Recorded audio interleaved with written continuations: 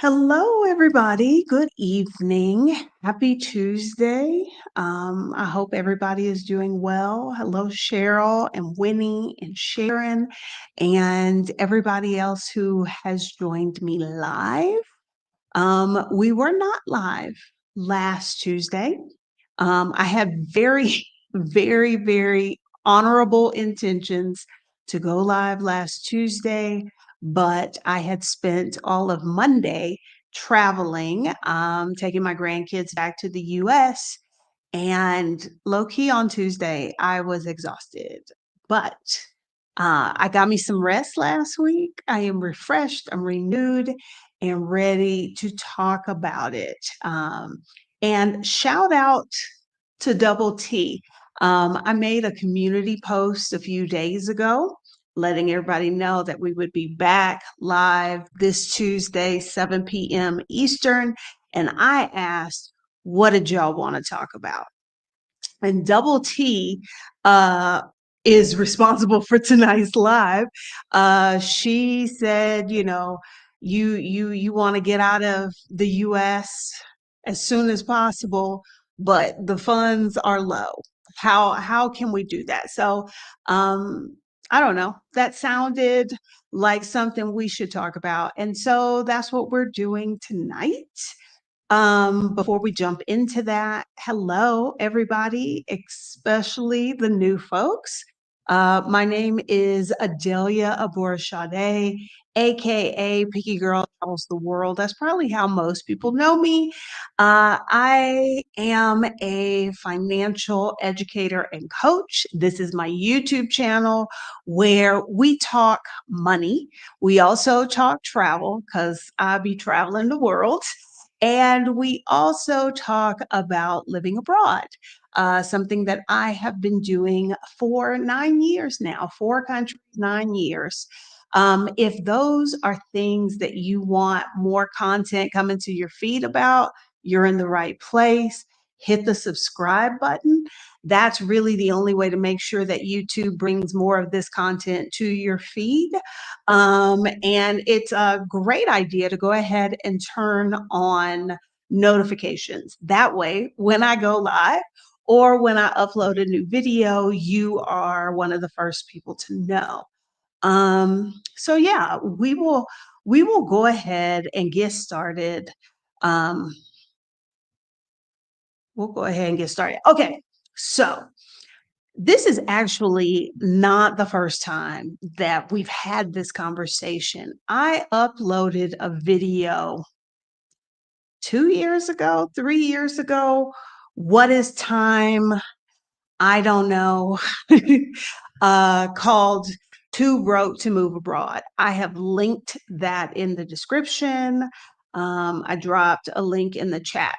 And in that video, because that's I have been sharing my life abroad at first through my blog, and then subsequently through this YouTube channel for some years now. And one of the criticisms or one of the complaints, I don't know what you want to call it, but one of the things that used to come up so much was, well, you know, you got to have a lot of money to move abroad. Everybody ain't got it like that. No, no, no, no, no. I'm a firm believer in how bad do you want it? Because if you want it bad enough, you can make it happen. And I myself am living proof that you don't have to have a lot of money in order to move abroad. And in that video, which is linked in the description, I share ways that you can move abroad without a lot of money. I also recently updated a video I did last year on how you could move abroad for less than $1,500 US a month. That is also linked in the description. So this has been a conversation that we've been having. Yes, having some extra cash definitely makes the move abroad process smoother, easier, less stressful. But that doesn't mean that if you don't have a lot of money, you are stuck in the US if that is not a place that you want to be. I talk about this all the time. I was a K-12 educator in the States for 19 years. I did a total of 23 years, I think. And I did not make a lot of money. So if you're here tonight because uh you also thought you had to have a lot of money if you were going to move abroad, welcome, glad you came. Let's dispel that right now. Now, as I said, I've linked in the description some previous content we had on this topic. But tonight, I thought I would take it a more personal route. So if I had not moved abroad 9 years ago and I was in the US, still a public school teacher making peanuts and ice water, what would I do if I wanted to get out of the US fast, but I didn't have a lot of money? Now, this might not work for some of y'all. And for some of y'all, you might think, oh, wow, I've never considered that. But if it was me, Adelia, what I would do, first of all, my plan would not be to live off savings. Whether I had savings or not, that wouldn't be my plan because I know many folks out on the internet will tell you, just go somewhere as a tourist. The United States at this time still has a fairly strong passport. Find some place, go and, live off your savings and figure it out. That is not what I would do if I was in that situation today. I would actually be looking, I would not focus so much on what country can I go to, but who can I get that will pay me to live abroad and who will take care of my visa. Okay. And in essence, that is sort of what I what I did, because after 19 years teaching, I was very, very burnt out and did not want to be in anybody's classroom. But because of the system and the network of international schools around the world that really want US certified teachers, that was an easy way for me to get out of the US. But let's not even say that. But if it was 2025 and Adelia was trying to get out of the US, I would not focus on what country can I go to, but rather who could I get to pay me to move and who would take care of the visas and all of that. And my options or my kind of like order of preference would be I would look at becoming an au pair. um, an au pair is kind of like a nanny, but not, except I'm not clear on how an au pair is different from a nanny. Typically, it is families who have au pairs. Uh, it's not unusual for an au pair to be someone from a different country. And so, you watch children or a child, maybe you are in charge of like picking them up from school or something like that. So it's in the child care field, but specifically, there are countries that have au pair visas, and there are several sites and services that do a lot uh, of like connecting people who want somebody to come stay at their home. So you have a place to stay, you get paid, and you don't work the full time. That's another part of it. And I think that's one way that it's kind of a little different than a nanny. I don't know.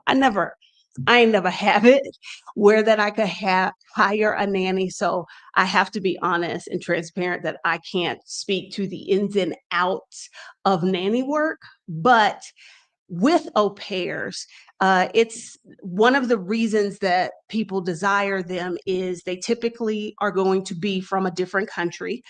So there is this expectation of like they will help you get the visa and that you speak a different language. And that might be a language that's a target language for the child or the family or something like that. So that's where I would start getting on the list, add some au pair services to get me paired up. Then I might look at becoming a travel nanny. When I moved abroad, I did not know that that was a thing, that there are very wealthy people who are traveling for long periods of time, and they want somebody to come with them. I raised 3 kids myself, like, I got experience. I was a teacher. I could be a travel nanny.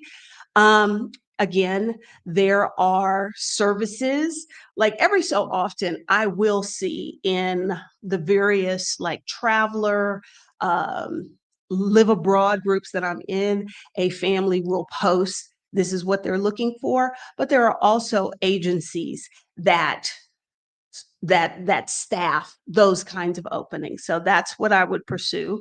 And because me specifically, I am a certified teacher, kind of in that same vein, there are parents who want to travel the world for a year or two, and they want somebody to be in charge. They don't want to homeschool themselves. They want somebody to be in charge of their child's education. Could do that. I could do that. Generally in those situations, they are paying for, your accommodations, your meals, all of that kind of stuff. They are making sure that you can travel and be with them in the places that they are. So those are my first thoughts. Who will pay me to move and take care of the paperwork?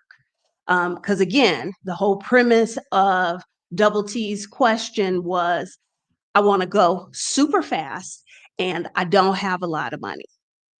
And I think something to remember is, if that's the situation you're in, um, you can't be too particular. You can't be too picky.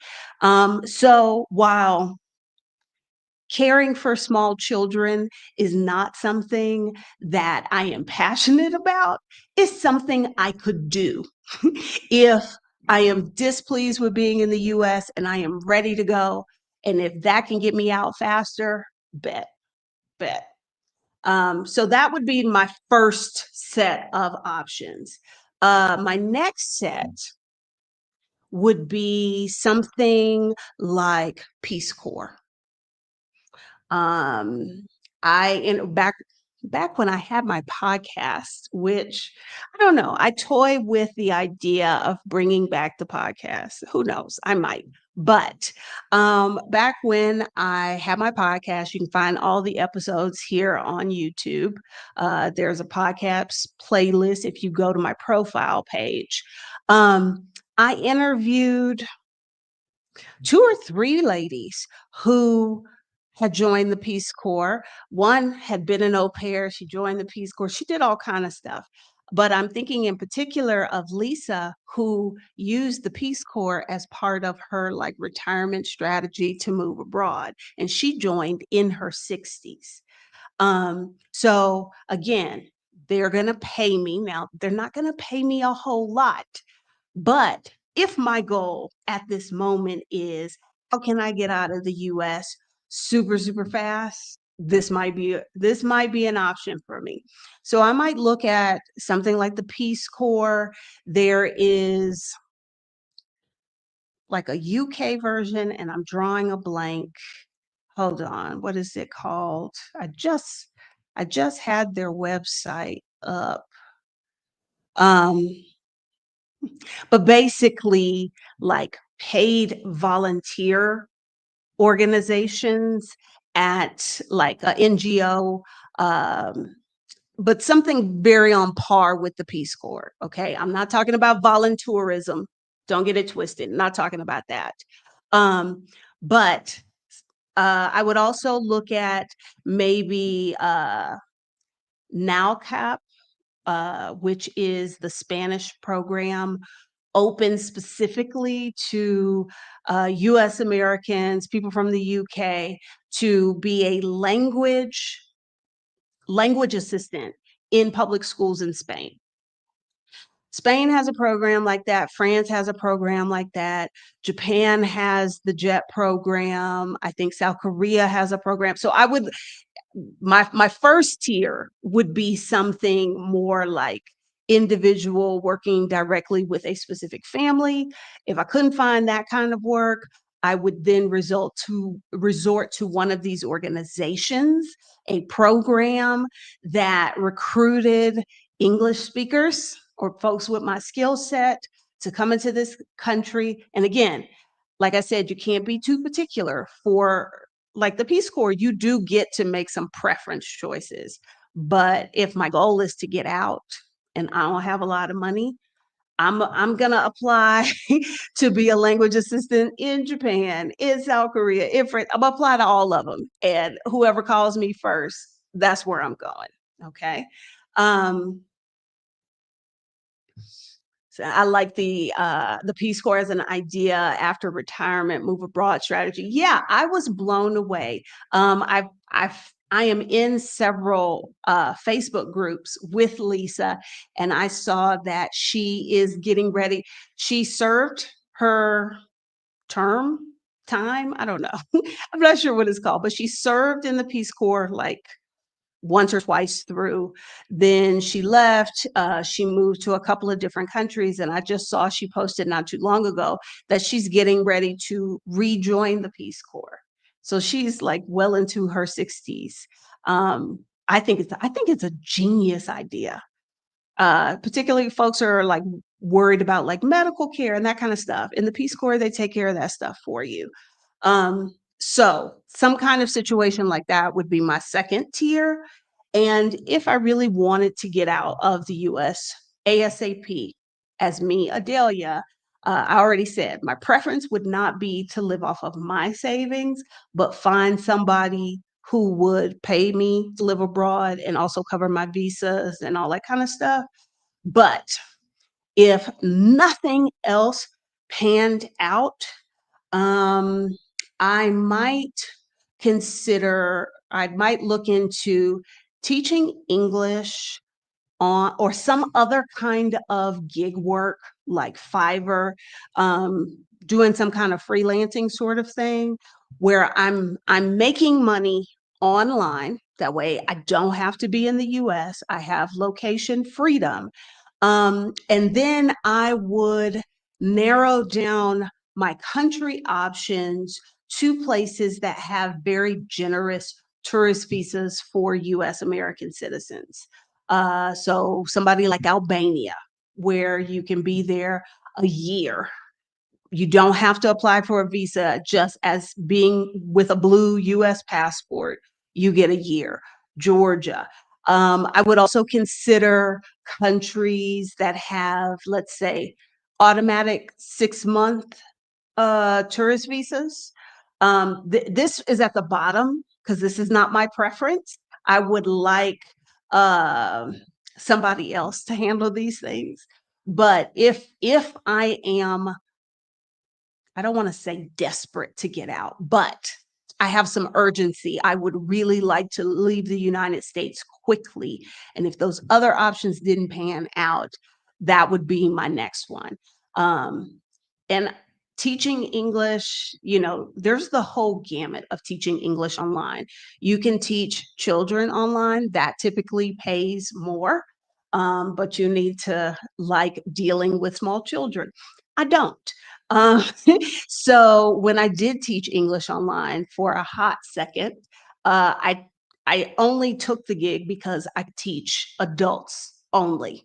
Um, and Stephanie Perry has talked about this several times on her chat on her channel, or be like a conversation partner. That requires very your ability to speak English is the requirement. There's no certification or licensure required, which means that will pay the least. But I would find something like that, or I would do an assessment of my skill set and figure out what are things that people are hiring folks for on Fiverr that I could do. And that's how I would support myself. And I would be in a country that has a fairly generous tourist visa. Um, so that's what I would do. Okay. Now, uh, here's the other thing. that gets you out the door. And I think a lot of times in our conversations about leaving the US, about moving abroad, we get very focused on getting out of the door and not so much on how do I stay gone. Now, I don't know, Double T posed this question. I don't know if she just meant like, I need to get out right now, but I'm cool with going back, or if it was like, no, I need to get out and I don't ever want to come back. But so far, what I've talked about is what I would do to get out. But y- it's not just that. You need to have a plan for what are you going to do when the shit hits the fan? What do you have oh shit money? I tell y'all all the time, you gotta have some money that in case the world goes crazy, the government becomes unstable, your your apartment becomes unlivable, you've got some money so that you don't have to stay in a situation that you don't want to be in or a situation that is not safe for you. So if things go sideways, what is your plan? I think you need to work through these possibilities before you ever leave the United States. Um, I think you have to think about those things before you ever leave. Because in my opinion, often what gets people messed up is they kind of get caught by surprise. They hadn't fully thought out, okay, this is a possibility. If this thing were to happen, what would my response be? And I'm very big on doing that because one, it lessens the fear of the unknown a little bit because you've kind of already worked through it. You've got a plan. Hopefully you don't need to ever use that plan, but you have one. So if everything goes sideways, do you have oh shit money? And the person who posed the question for this video was like, the funds are limited. Okay. So let's say your situation is really, really tight. You need to get out of the US super fast and you barely got two nickels to rub together. Okay. Do you have a credit card that has space on it that you can not use? Because if you don't have a lot of money, you shouldn't be using your credit cards anyway, but that if something goes sideways, you have the ability to get to safety by using that card. I'll accept that as an oh shit fund. Okay. If things go sideways, where will you go? What is your plan B location? Is it a different city in the same country? Is it another country? Is it going back to the US? Think about under what circumstances would you, if you're somebody who doesn't want to go back, I get it, I understand.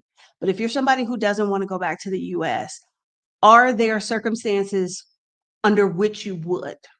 And okay, if that was, where are you going to go? Who are you going to stay with?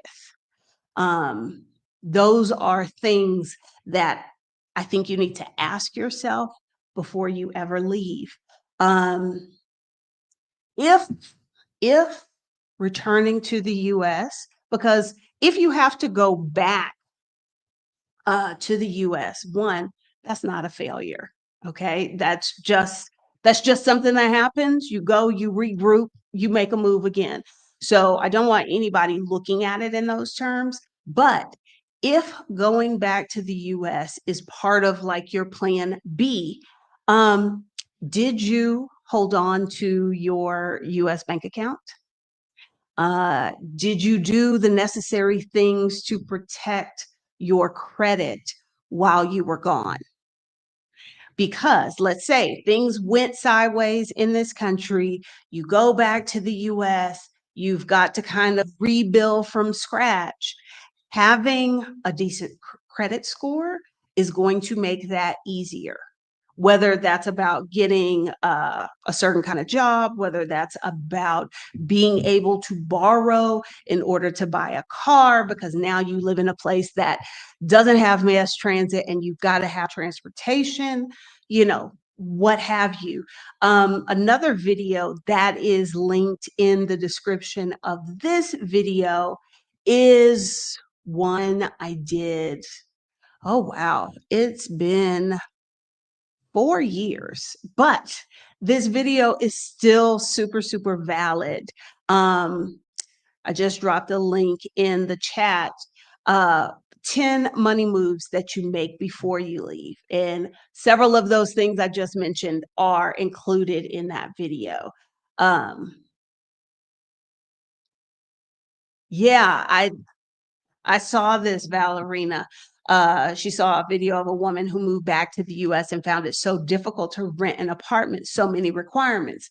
So that's what I mean about like if you're going to go back, what is the plan? Is there somebody you can stay with? Or would you going back to the US mean like, oh, I got to find an apartment, my own apartment? Uh, what is that going to look like? How would I ever be able to do that? Okay. I agree, like Layla, Laila. It is better to try and fail than to not try at all. And you know, I feel kind of funny about the word fail because there because if the goal was to move abroad and you went, you didn't fail. Now, did it work out the way you intended it to? Maybe not, but you didn't fail. I think a failure is you did not, I guess technically you didn't achieve the desired result, but sometimes that new result is better than what you were planning on anyway. So I'm real funny about using the term fail.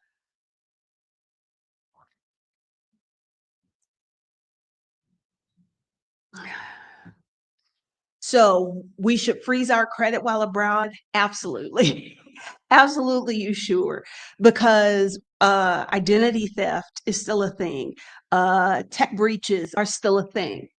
And you outside the US, you living your life, you doing your thing, you probably are not monitoring your credit regularly, particularly since your US credit doesn't really mean anything in most other countries. The easiest way to preserve it is to freeze it, and you can unfreeze it when you need. Um,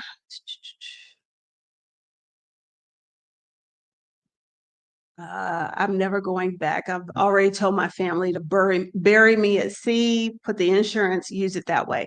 Yeah, when I left, I did not want to go back. And so what that meant, because there were a lot of unknowns when I left the United States. Think about it. Um, I I did get a job, but it was at a very, very small school. And within a year, I realized my job security wasn't that great. I moved to a country where I did not speak the language. I really had no idea would I still be able to keep finding new jobs, what have you. But I was committed to not coming back. So I was going to figure out a way. And so far, I have continue to figure out a way and knocking on some wood so that I can keep continuing because I have no intentions on moving back to the United States. I love this, D. If nothing else, you get a break, you get an experience, you get a different type of education if things don't work out. Exactly. Exactly. Um, so that's that's the stuff that I would think about before I left. Okay. Now, a lot of the conversations, and I said this earlier, a lot of the conversations when folks are talking about like how to get out of the US quickly, and there's so much focus on getting you out. But as many of you have stated here, you want to stay out. So if it were me, And let's say I went and I did au pair work, or I was a travel nanny or whatever. The minute I started doing that, I landed that position, I'm thinking about, okay, what's my long-term plan? Because yes, the easiest way for me to get out is to find somebody else who will be responsible for my visa. But at some point, I'm not going to want to do this kind of work anymore. I may want to be in a different country. I'm going to be responsible for getting my visa. And I need a long-term residency plan. The days of doing visa runs, I think those are likely behind us in the way that they used to be. Um, and if you don't know what a visa run is, there are people who, okay, particularly, and when I'm not going to make this sound like there are people trying to like get over on the system. Let's say you're a snowbird. You're somebody who, where you live, gets really cold. And so during that period, you go someplace warmer. And then when it starts to cool off in that place, you return home where it is less cold. You know, you kind of migrate seasonally like the birds do. That's why they call them snowbirds. Let's say you're a snowbird. Technically, you're only going to be living someplace probably max 6 months a year. There are countries like Mexico, Costa Rica, Panama that have that allow US citizens to be there as a tourist for up to 6 months in a year. Now, I believe that those visas were really geared toward the snowbirds. That's the word. I believe those visas were geared toward snowbirds. But there have been some enterprising folks who realize that, okay, my 6 months are up. I leave, I come back like in a day, in a week. They give me another 6 months. And so people were living in countries as tourists. And for decades, it was no big deal. Nobody really caused much of a fuss about it. But the world we live in now, I don't think it's very, I don't think visa runs, that's what you call that. When your visa needs to be reset, you make a border run and you cross the border, you reset your visa. I don't know that people are going to be able to subsist on those the way they used to be. 2, 3 years ago, Mexico stopped giving, the practice in Mexico was to give US Americans, Canadians, automatic 180 days. The way the law is written, people from those countries can receive up to 180 days as tourists. You're not guaranteed that, but the practice had been, oh, I see your blue passport, here is 180 days. And people had come to rely on that and had built whole lives in Mexico without residency, just doing border runs. Well, the government decided to stop the automatic 180 days because all along, how many days you get as a tourist has been at the discretion of the immigration official. And Mexico also computerized their immigration records. So when they would scan your passport, they could easily see that you had a pattern of 6 months, then another 6 months, so on and so forth. And for some people, they were like, okay, you get 7 days. And there's, when you have a tourist visa in Mexico, I don't know that this is the case in Panama or Costa Rica, but in Mexico, you cannot extend a tourist visa. If the agent gave you 3 days and you're like, oh, but I'm really going to be here for 2 weeks, I don't know. There's no process for adding days to a tourist visa. So that happened in Mexico and it was a mess. It they've kind of loosened up on it, but given the state of the world today, given the state of the strained relationship between the US and Mexico and the US and just about everybody, um, I can foresee a time that countries really toughen up on visa runs. So I don't want anybody leaving the US and that is your long-term strategy. I think you are setting yourself up for heartbreak. So if it were me leaving, once I landed this gig that had somebody else paying me and taking care of my visa, once I'm out of the US and I've got the space and the time and a little room, I'm starting to figure out, okay, so what are the things I'm spending this time in this country doing this work? Is this a country I like? Are there things I don't like? Can I think of a country that will give me more of what I want, less of what I don't want? Okay, what is their visa policy? What do I need to do to start being able to qualify for a visa?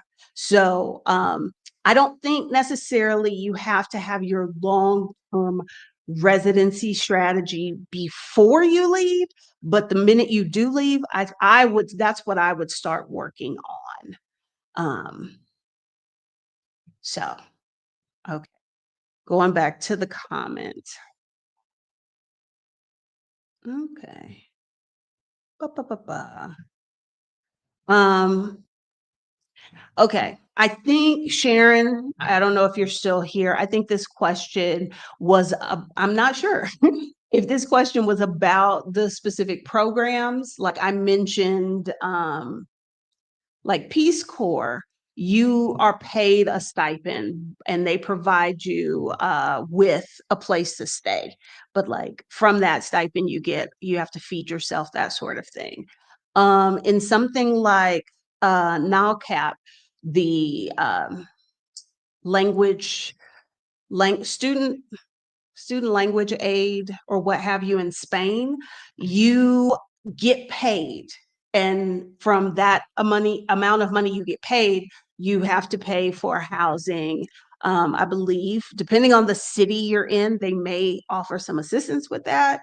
But you have to pay for your housing, you have to pay for everything, but you are paid a small amount and you can do that from that small amount.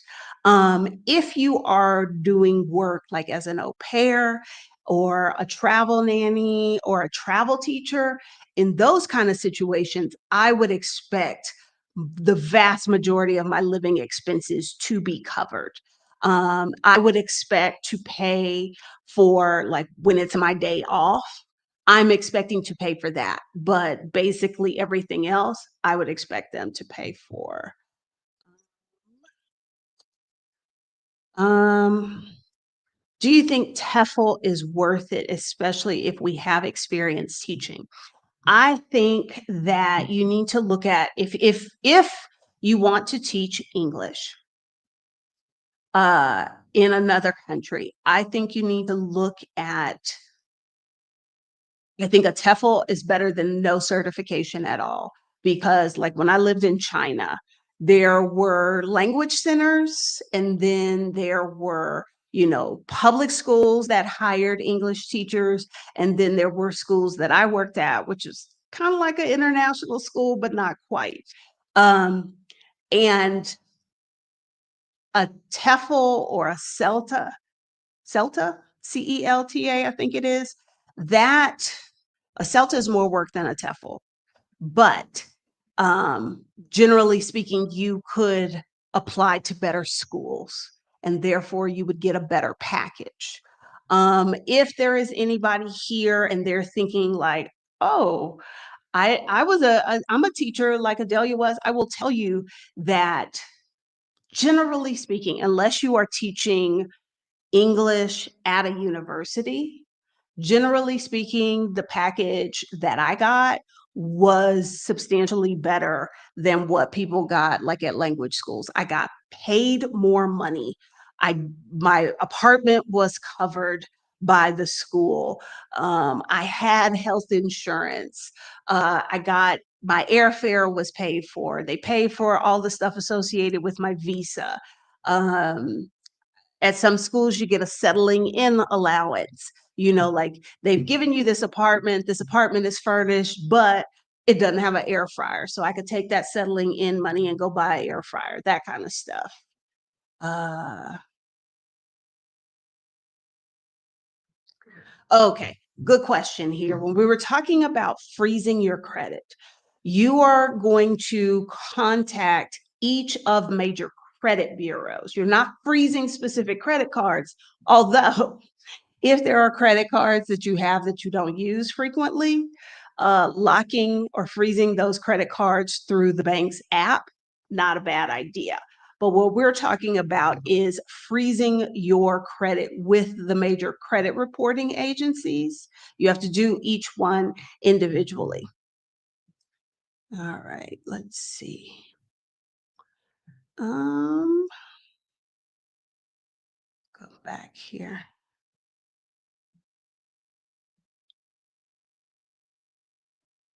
I'm just scrolling up, see if I missed any other questions. I saw your comment, um, Yoga Dance Bliss, about not being able to qualify for a credit card under 29%. Uh, does anybody have a credit card under double digits? Like I can remember I can remember having credit cards with like 5 and 6% interest. I don't anymore. So it's not just you. I feel like that's everybody.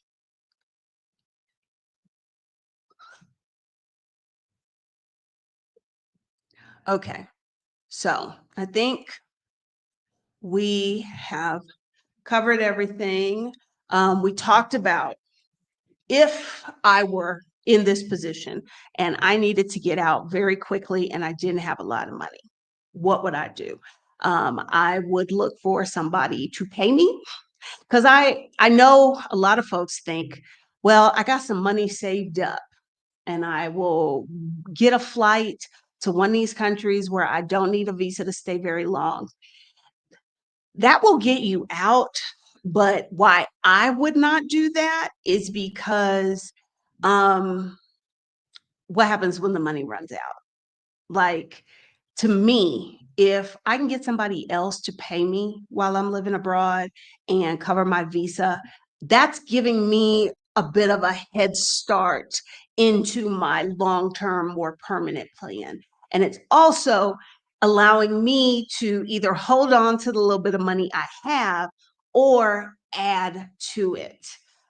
One of the things, despite how little money I made when I lived in Honduras, and what's wild is I was at the top of the pay scale, and it was 60% less than the little bit of money I was making in Texas.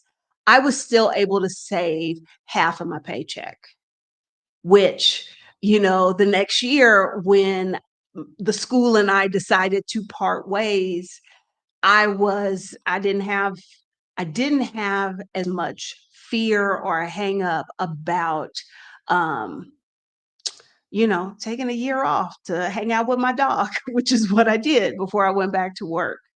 Um, so yes, those are the things I would do. If I couldn't do that, I would, look at something like Peace Corps or or the JET program in Japan, something like that, where again, I have a little less freedom of choice because I'm not working for individual families, but I would do something like that. They would cover a lot of the paperwork and that sort of thing. My last choice would be going to a country where I could stay at least 6 months minimum.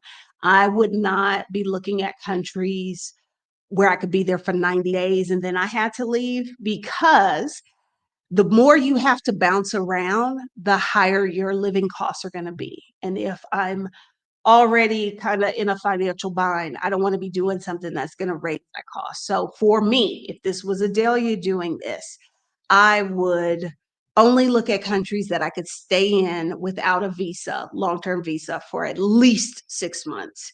And then I would either teach English online, and we talked about the various levels of that, or I would focus on monetizing some of the skills that I have, um, and do that. And then I would start working on what is my long-term residency plan, because I don't want anybody leaving the US and thinking that they will be able to do visa runs indefinitely, because I think the world is changing. World has changed. I think the way the United States is antagonizing its former allies, I think it is going to be far more difficult to live in that way abroad. Okay. Uh, lady Lady Sarita, no, this is not the one I meant to quack on, but we're gonna come back. Okay. Lady Sarita said there were 142 people watching. Please embrace the subscribe and like buttons. If you like this video and you want more videos like this to come to your feed, let YouTube know, either by hitting the like button or subscribing. I appreciate you for doing that. Um, Is this question for me, KB? Can you qualify for a card that offers 0% balance transfers? Or was this for somebody else? Those, something to remember about those cards. There is a balance transfer fee, which is going to be a percentage of the amount that you transfer. So if you're going that route, figure out that money and include that in your calculations. And can you make enough, can you pay enough on it so that each month, by the time the 18 months is up, you have it paid off? Because again, if you don't have a plan for how you're going to eliminate that debt, the 18 months will pass, you'll look up and it's like, oh, I'm back in the same place I was before, trying to figure out how to get rid of this. Okay. Uh, Yes, pay it back before the offer expires, uh, because it because you'll have to pay all of that. If you can't pay it back before the, interest rate runs out, you're gonna have to pay interest, most cards, from the time that you open the account. So all that back interest, they're gonna wanna get that. It's not great. It's not great. All right, y'all. That is all I have for you tonight. Again, I linked in the description the Too Broke to Move Abroad video where I kind of go into more detail about those programs I mentioned. I also linked the money moves to make before you move abroad, as well as um, how you can move abroad and get an actual residency visa for less than $1,500 a month. Okay. All right. I will talk to y'all later.